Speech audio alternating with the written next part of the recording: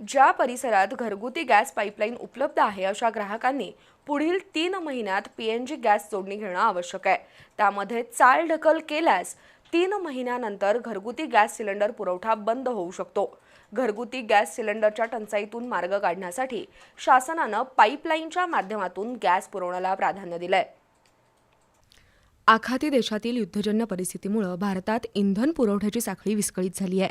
त्यामुळे व्यावसायिक gas cylinder वितरण 50%वर आणलंय। तरीही घरगुती गॅस सिलेंडरसाठी ग्राहकांना प्रचंड धावाधाव करावी लागते। ऑनलाईन बुकिंग केल्यानंतरही 10 ते 15 दिवस गॅस सिलेंडर मिळत नाही। दुसरीकडे गेल्या 2 दिवसांपासून पेट्रोल पंपावरही वाहनांच्या रांगा लागतात। अनेक पेट्रोल पंपांवर पेट्रोल डिझेल संपल्याचे फलक लावलेले आहेत।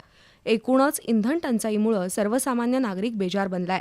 अशावेळी घरगुती गॅस सिलेंडरची टंचाई कमी करण्यासाठी शासन स्तरावरून प्रयत्न सुरू आहेत। त्याचाच एक भाग म्हणून ज्या ठिकाणी गॅस पाईपलाईनची सुविधा आहे अशा इमारती किंवा भागातील रहिवाशांनी पाईपलाईनमधूनच गॅस पुरवठा घेणं अनिवार्य करण्यात आलंय।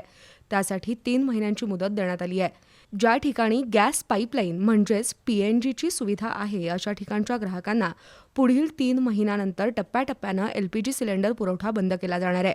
हाऊसिंग सोसायटीमध्ये गॅस पाईपलाईन बसवण्यासाठी 3 दिवसात परवानगी द्यायची आहे, तर 48 तासात नवीन गॅस कनेक्शन मंजूर केलं जाणार आहे। सुविधा असूनही पीएनजी सुरू करण्यासाठी अर्ज केला नाही तर अशा ग्राहकांचा एलपीजी पुरवठा बंद केला जाईल।